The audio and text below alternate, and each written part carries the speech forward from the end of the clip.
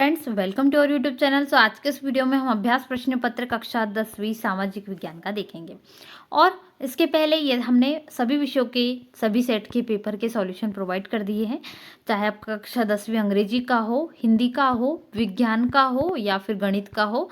सभी विषय के सॉल्यूशन मैंने आपको प्रोवाइड कर दिए। जिन भी विषयों के क्लास 10th के ऑल सब्जेक्ट के आपने सॉल्यूशन नहीं देखे, डिस्क्रिप्शन बॉक्स में लिंक है, जाकर जरूर से देख लीजिएगा। पूरा कंप्लीट सॉल्यूशन आज के इस वीडियो में हम देखेंगे, क्वेश्चन नंबर 1 से लेकर क्वेश्चन नंबर 23 तक।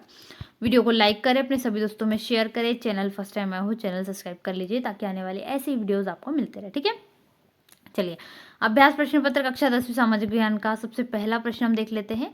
पीडीएफ डाउनलोड करना चाहते हैं, सॉल्यूशन की आंसर सहित पीडीएफ आप डाउनलोड करना चाहते हैं, गूगल पर सर्च करेंगे www.arfindia.com। ठीक है, चलिए सही विकल्प का चयन कीजिए। सबसे पहला प्रश्न है, हमें ही देश के लिए कुर्बानी देने के लिए क्यों चुना गया है? कथन किससे संबंधित है? ठीक है, तो ये जो है स्वतंत्रता संग्राम सेनानी से, ठीक है, तो स्वतंत्रता संग्राम सेनानी से संबंधित है। इसके बाद दूसरा है, निम्नलिखित में से कौन सा देश वियना की कांग्रेस में शामिल नहीं हुआ? ब्रिटेन, प्रशिया, रूस, स्विट्जरलैंड। तो आंसर होगा आपका स्विट्जरलैंड। ठीक है, चलिए तीसरा है, गिरमिट से तात्पर्य था। गिरमिट इनमें से जो है किससे तात्पर्य था? तो आपका सही उत्तर होगा गिरमिट से एग्रीमेंट से। ठीक है, अ नंबर का। श्रीलंका की राजधानी कोलंबो है। इसके बाद है अगला प्रश्न है, लोकतंत्र के मूल्यांकन के लिहाज से इनमें से कोई एक चीज लोकतांत्रिक व्यवस्थाओं के अनुरूप नहीं है, उसे चुने। तो ये है बहुसंख्यकों का शासन। ऑप्शन नंबर सही उत्तर है। भारत के इनमें से किस राज्य में 90% ग्रामीण लोग राशन की दुकानों का प्रयोग करते हैं? इनमें से होगा, तो तमिलनाडु एक ऐसा राज्य है जहां पर जो अधिकांश लोग, सभी मतलब पूरे 90% लोग राशन की दुकानों का प्रयोग करते हैं। ठीक है, तमिलनाडु सही उत्तर है। चलिए इसके बाद रिक्त स्थानों की पूर्ति कीजिए, देख लेते हैं। तो पहला है, एल्यूमिनियम का कच्चा माल खालिस्तान होता है, मतलब एल्यूमिनियम जो होता है इसका कच्चा, तो वो बॉक्साइट होता है। ठीक है, तो आपको लिख लेना है बॉक्साइट, जिसको हम सूत्र में Al2O3 लिखते हैं। God save our Nobel king कहाँ का राष्ट्रगान है, मतलब किसका राष्ट्रगान है? तो ये राष्ट्रगान ब्रिटिशों का यानी अंग्रेजों का है, तो ब्रिटिश लिख दीजिएगा।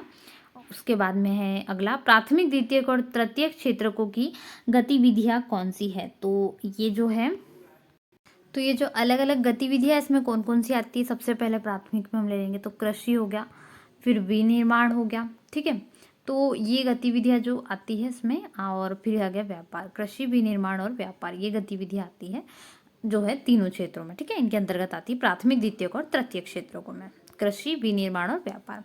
भारत में खालिस्तान पर आधारित सामाजिक विभाजन है, तो भारत में जाति पर आधारित जो है वो सामाजिक विभाजन, मतलब समाज में जाति के आधार पर बांटा गया है। इसके बाद है, भौगोलिक रूप से बेल्जियम की तुलना भारतीय राज्य किससे की जाती है? तो भारत का राज्य जो है वो हरियाणा, उससे की जाती है। लोकतंत्र का मतलब किस प्रकार का शासन है? लोकतंत्र का मतलब जनता का जनता द्वारा जनता के लिए। ठीक है, ये शासन है, तो आप लिख लीजिएगा जनता का जनता द्वारा शासन है। इसके बाद सही जोड़ी देख लेते हैं। प्रश्न क्रमांक 3, सही जोड़ी। तो देखिए आपको यहाँ पर पीडीएफ डाउनलोड करने के लिए कुछ नहीं करना है, सीधे से गूगल पर आ जाना है, गूगल पर सर्च कर लेना। आप कुछ भी टाइप कर सकते हो, ARF India pre board paper या एआरएफ इंडिया अभ्यास पेपर। ठीक है, जो भी आपको यहाँ पर सर्च करना है वो आप सर्च कर लीजिएगा। जैसे कि यहाँ पर मैं ARF India pre board paper डालती हूँ, तो जैसे ही arfindia.com मिलता है यहाँ पर क्लिक कर लीजिएगा। डिस्क्रिप्शन बॉक्स में लिख के उससे आप डायरेक्टली भी जा सकते हो। इस पर लिंक करने के बाद में आपको पेपर जो है पीडीएफ आपको लिंक दिखेंगी, उस पर क्लिक कर क्लिक हियर करोगे तो पीडीएफ डाउनलोड आसानी से हो जाएगी क्षेत्रों में। ठीक है, इनके अंतर्गत आती है प्राथमिक, द्वितीयक और तृतीयक क्षेत्रों को में, कृषि, विनिर्माण और व्यापार। भारत में खालिस्तान पर आधारित सामाजिक विभाजन है, तो भारत में जाति पर आधारित जो है वो सामाजिक विभाजन, मतलब समाज में जाति के आधार पर बांटा गया है। इसके बाद है, भौगोलिक रूप से बेल्जियम की तुलना भारतीय राज्य किससे की जाती है? तो भारत का राज्य जो है वो हरियाणा, उससे की जाती है। लोकतंत्र का मतलब किस प्रकार का शासन है? लोकतंत्र का मतलब जनता का जनता द्वारा जनता के लिए। ठीक है, ये शासन है, तो आप लिख लीजिएगा जनता का जनता द्वारा शासन है। इसके बाद सही जोड़ी देख लेते हैं। प्रश्न क्रमांक 3, सही जोड़ियां बनाई हैं, तो यहाँ पर आपको सही जोड़ी बनाना है। सूची नंबर अ, सूची नंबर ब। विश्व का सबसे बड़ा उद्योग कपड़ा उद्योग है, सूरत में बड़े बड़े कारखाने हैं। बेंगलुरु को सॉफ्टवेयर पार्क के नाम से जाना जाता है, जहाँ पर हर प्रकार के सॉफ्टवेयर विकसित होते हैं। गोलमेज सम्मेलन, गोलमेज सम्मेलन लंदन में आयोजित किया गया था। उसके बाद है मानव विकास रिपोर्ट, ठीक है, तो मानव विकास रिपोर्ट जो है ये यूएनडीपी में आती है। इसके बाद में है वाणिज्य, तो वाणिज्य जो है राज्य सूची के अंतर्गत, वाणिज्य यानी जो पैसे वगैरह होते हैं वो सब कुछ हिसाब किताब अर्थशास्त्र में अंतर्गत। फिर प्राकृतिक पत्तन, तो ये मुंबई में है, ठीक है। चलिए ये हो गया आपकी सही जोड़ी मिलान। इसके बाद एक शब्द एक वाक्य में उत्तर लिखते हैं। 6 अंक के लिए प्रश्न है, भारत की पहली रेल मुंबई से थाने के बीच चली, इसने कितनी दूरी तय की थी, ये आपको बताना है। तो जो पहली रेल चली थी उसने लगभग 33.8 किलोमीटर दूरी तय की थी, पहले का उत्तर होगा। अगला क्या है, महात्मा गांधी ने अपना आध्यात्मिक उत्तराधिकारी किसे घोषित किया था, तो आपको लिखना है आचार्य विनोबा भावे को घोषित किया था, ठीक है, विनोबा भावे उनको घोषित किया था। इसके बाद में अगला प्रश्न क्या है, एक लेगुन के मुहाने पर स्थित प्राकृतिक पोताश्रय का नाम लिखिए, ठीक है, तो ये हो जाएगा ठीक है, तो पोताश्रय का नाम पूछा है आपको, तो यहाँ पर आपका क्या नाम आ जाएगा, कोच्चि का पतन, ये पोताश्रय का नाम आपको लिख देना है। इसके बाद है धर्म और राजनीति को अलग नहीं किया जा सकता, यह कथन किसका कथन है, तो यहाँ पर इसका कथन है ये महात्मा गांधी का। इसके बाद है विमुद्रीकरण किसे कहते हैं, तो इसको मैं आपको परिभाषा बता रही हूँ, आप इसकी जो है परिभाषा लिख लीजिएगा। तो फटाफट से नोट करते चलिए। विमुद्रीकरण एक आर्थिक गतिविधि है जिसके अंतर्गत सरकार पुरानी जमा पूंजी समाप्त कर देती है और नई मुद्रा को चालू कर देती है, ठीक है, यानी पुरानी मुद्रा जो है वो समाप्त करती है और नई मुद्रा चालू करती है। पुरानी मुद्रा को समाप्त कर नई मुद्रा लाना, तो ये वाला क्या कहलाता है, विमुद्रीकरण कहलाता है। तो यहाँ पर आपको लिख लेना है, ठीक है। चलिए सत्य देख लेते हैं। प्रश्न क्रमांक 5 है आपका 6 अंक के लिए, और पीडीएफ डाउनलोड करना चाहते हो airfindia.com सर्च कर लेना, डिस्क्रिप्शन बॉक्स में भी लिंक है पीडीएफ की, इसको जरूर से देख लीजिएगा। वन संरक्षण और प्रबंधन की दृष्टि से वनों को 3 भागों में वर्गीकृत किया गया है, तो बिल्कुल सही है। इसके बाद क्या है अगला क्वेश्चन, वेतन की अपेक्षा जमीन और पालतू पशुओं पर निर्भरता वाला महाद्वीप अमेरिका था, तो ये भी सही है। स्पेनिंग जेनी मशीन को इंग्लैंड की महिलाएं बहुत पसंद करती थी, तो ये भी करेक्ट है। इसके बाद है लोकतांत्रिक शासन व्यवस्था वाले देशों की विकास दर सबसे अधिक है, बिल्कुल करेक्ट है, एक हमारा देश इसका बहुत अच्छा उदाहरण है। इसके बाद हम देखते हैं 5वां, काम का अधिकार और मनरेगा अलग अलग है, तो ये भी सही है, काम का अधिकार मनरेगा अलग अलग है। आयात पर कर व्यापार अवरोध का एक उदाहरण है, हाँ ये भी करेक्ट है, मतलब पूरे सत्य में आपको पूरे सत्य ही लिखना है, ठीक है, सभी सही है। इसके बाद प्रश्न क्रमांक 6 है, संसाधन किसे कहते हैं, इसका अथवा में है मानव निर्मित संसाधनों के 4 उदाहरण लिखे। चलिए इन सभी प्रश्नों को देखते हैं। 7वां भी है, नवीनीकरणीय या नवीनीकरणीय संसाधन है, यह इसके अथवा का भी प्रश्न है, तो प्रश्न क्रमांक 6 और 7 का उत्तर हम देखते हैं। तो संसाधन के बारे में लिख देंगे, संसाधन एक ऐसा स्रोत है जिसका उपयोग मनुष्य अपनी इच्छाओं की पूर्ति के लिए करता है। हमारे पर्यावरण में उपलब्ध हर वह वस्तु संसाधन कहलाती है जिसका इस्तेमाल हम अपनी आवश्यकताओं की पूर्ति के लिए करते हैं, ठीक है, तो आप इतना लिख देंगे। इसके बाद में जो अगला प्रश्न था आपका प्रश्न क्रमांक 7, उसमें नवीनीकरणीय और अनवीनीकरणीय संसाधन हमें बताना है। चलिए उस प्रश्न को देखते हैं। तो नवीनीकरणीय और अनवीनीकरणीय संसाधन, तो वे संसाधन जिन्हें भौतिक, रासायनिक या यांत्रिक क्रियाओं द्वारा पुनः किया जा सकता है उन्हें नवीनीकरणीय संसाधन कहते हैं, जैसे सौर ऊर्जा, पवन ऊर्जा, जल और वन इत्यादि, ठीक है। और अनवीनीकरणीय में लिख देंगे वे संसाधन जिन्हें पुनः उत्पन्न नहीं किया जा सकता है, हम इसे क्या कहते हैं, अनवीनीकरणीय संसाधन कहते हैं, ठीक है, इतना लिख देंगे। या फिर इन्हें क्या होता है, इन संसाधनों का विकास एक लंबे भूवैज्ञानिक प्रक्रिया द्वारा होता है, ये आपको लिख देना है। या फिर यहाँ पर आप इसी प्रकार से दोनों का भी लिख सकते हैं, नवीनीकरणीय और अनवीनीकरणीय संसाधन के बारे में। चलिए अगला प्रश्न देख लेते हैं। नेक्स्ट क्वेश्चन क्या है, तो हमारा प्रश्न क्रमांक 8 है, रेशम मार्ग क्यों महत्वपूर्ण था, ये हम उत्तर देखेंगे। और इसके बाद अगला हम देखेंगे महिलाओं ने स्पिनिंग जेनी का विरोध क्यों किया, ठीक है, ये 2 प्रश्न हम प्रश्न क्रमांक 8 और 9 का उत्तर देखते हैं। तब तक आप वीडियो को लाइक कर दे और दोस्तों के साथ चैनल को शेयर कर दे फटाफट से। तो रेशम मार्ग क्यों महत्वपूर्ण था, इसका उत्तर लिखेंगे, रेशम मार्ग प्राचीन समय में बहुत महत्वपूर्ण मार्ग था क्योंकि विश्व का ज्यादातर व्यापार इसी मार्ग के जरिए होता था। इस मार्ग द्वारा व्यापार के सिवाय किसी एक प्रदेश के ज्ञान, धर्म, संस्कृति और दौलत के बारे में दूसरे प्रदेशों को पता चला तथा उनका आदान प्रदान हुआ, ठीक है, तो ये उत्तर लिख लीजिएगा। इसके बाद जो महिलाओं के लिए स्पिनिंग जेनी वाला, ठीक है, स्पिनिंग जेनी का क्यों नहीं ये था? तो स्पिनिंग जेनी के आविष्कार के बाद ब्रिटेन के हथकरघा कारीगरों को लगने लगा कि इस नई मशीन से उनका रोजगार छिन जाएगा। इस मशीन को वे अपने अस्तित्व के लिए खतरा समझने लगे, इसलिए ब्रिटेन की महिला कामगारों ने स्पिनिंग जेनी मशीन पर हमले किए और तोड़फोड़ किया। ठीक है, तो ये उन्हें क्यों पसंद नहीं था, ये आपको लिख देना है। चलिए इसके बाद और अगले प्रश्न को देखेंगे हम। अगला प्रश्न है आपका, एक कृषि आधारित उद्योग तथा एक खनिज आधारित उद्योग का नाम लिखना है अथवा में।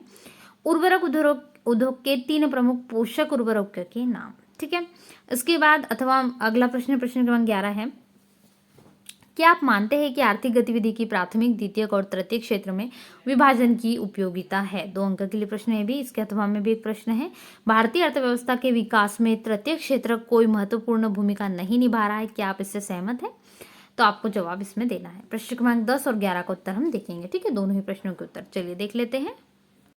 तो हम यहाँ पर कृषि आधारित उद्योगों के नाम लिखते हैं। तो खाद्य संसाधन, वनस्पति तेल, सूती वस्त्र और डेयरी उत्पाद और चर्मोद्योग, ये कृषि आधारित उद्योग हैं जो प्रमुख रूप से प्रचलित है और वर्तमान में भी बहुत कामगार उद्योग है।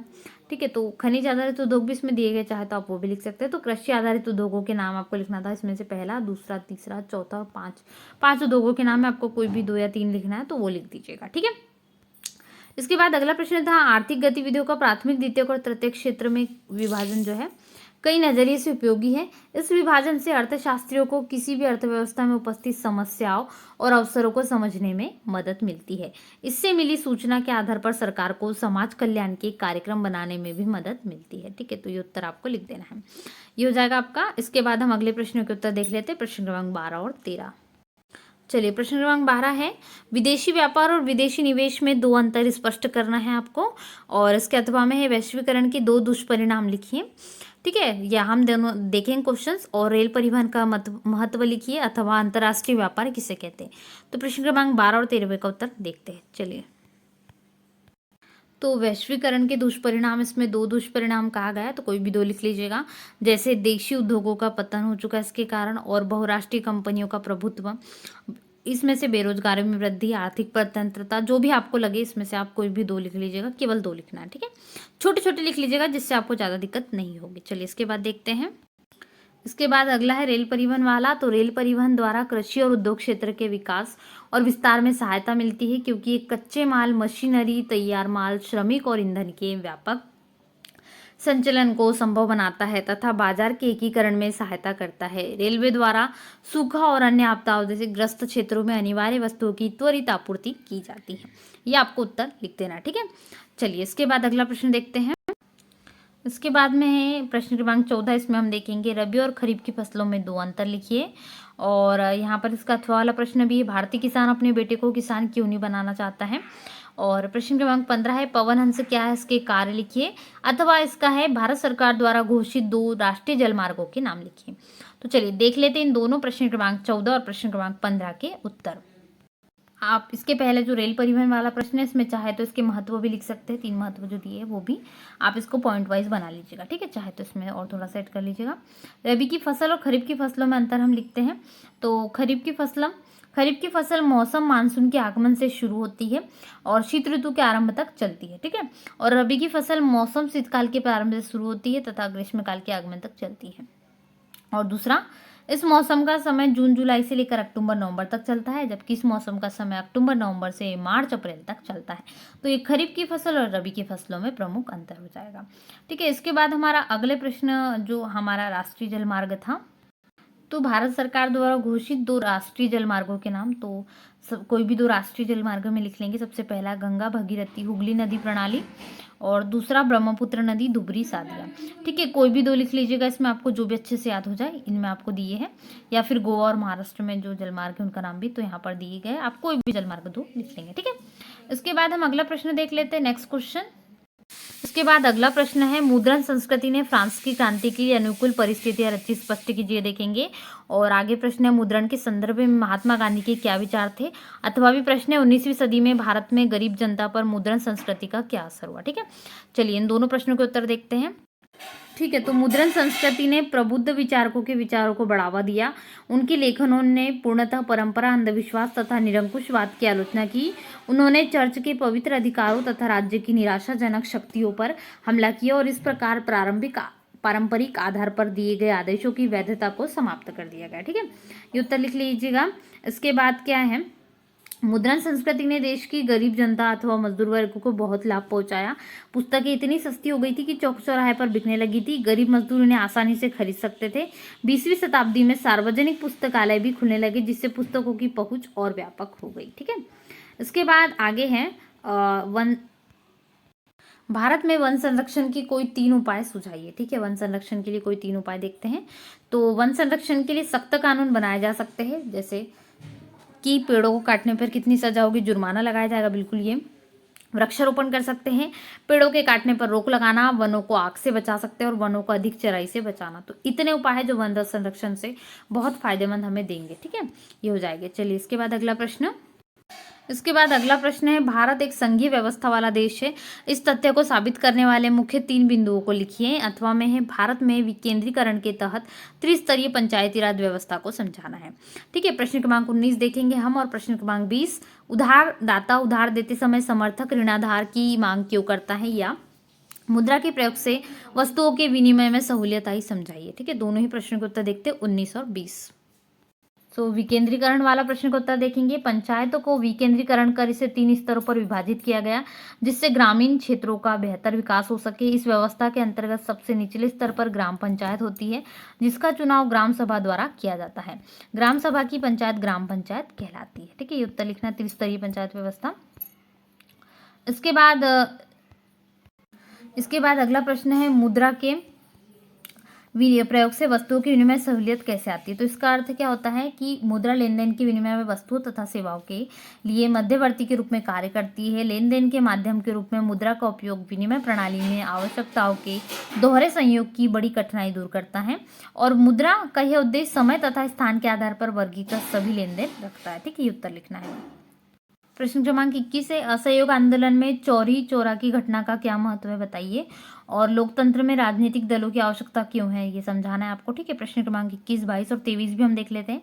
मानचित्र दिया है, भारत के मानचित्र में निम्नलिखित को अंकित करना है, इसमें आपको देखना है। ठीक है, तो चौरा चौरी की घटना लिख लेंगे। 4 अप्रैल 1922 में हुई, तब प्रदर्शनकारियों ने मार्केट लेन चौरा की तरफ अपना रुख मोड़ लिया। तब उन पर और असहयोग आंदोलन कर रहे लोगों पर गोलियों की बौछार कर दी गई, जिसके परिणाम स्वरूप उन्होंने कई पुलिस स्टेशनों को आग के हवाले कर दिया। इसके बाद 14 लोगों को उम्र कैद की सजा सुनाई गई और 19 लोगों की मृत्यु हो गई। ठीक है, ये आपको लिखना है। इसके बाद में और थोड़ा सा इसमें लिख लेंगे, चौरा चौरी की घटना 4 अप्रैल 1922 में हुई, तब प्रदर्शनकारियों ने मार्केट लेन चौरा की तरफ अपना रुख मोड़ लिया और उन पर असहयोग आंदोलन कर रहे लोगों पर गोलियों की बौछार कर दी गई। ठीक है, ये आपको इतना लिख लेना है। इसके बाद है, लोकतंत्र की राजनीतिक दल क्यों आवश्यक है। तो राजनीतिक दल लोकतंत्र की आधारशिला है, इसके बारे में आपको लिखना है। ठीक है, तो फटाफट से इतना नोट करते हुए चलिए, वीडियो को लाइक जरूर करें, अपने सभी दोस्तों में शेयर करें, चैनल फर्स्ट टाइम आया तो सब्सक्राइब करना बिल्कुल भी ना भूलें। तो आज के इस वीडियो में हमने क्लास 10th का सामाजिक विज्ञान का सेट 1 का कंप्लीट सॉल्यूशन देखा। इसके पहले सभी विषय पूर्ण हो चुके हैं, हिंदी हो गया, अंग्रेजी हो गया, विज्ञान, सामाजिक विज्ञान, गणित, सभी विषय का मैंने कंप्लीट कर दिया। सॉल्यूशन डिस्क्रिप्शन बॉक्स में लिंक है, जरूर से देख लीजिएगा। पीडीएफ लिंक भी दी गई है, पीडीएफ को डाउनलोड आसानी से कर सकते हैं। मिलते हैं ऐसे नए वीडियो को लाइक शेयर जरूर करें अपने सभी दोस्तों में, और चैनल पर नए हो तो सब्सक्राइब करना बिल्कुल भी ना भूलें। Thanks for watching.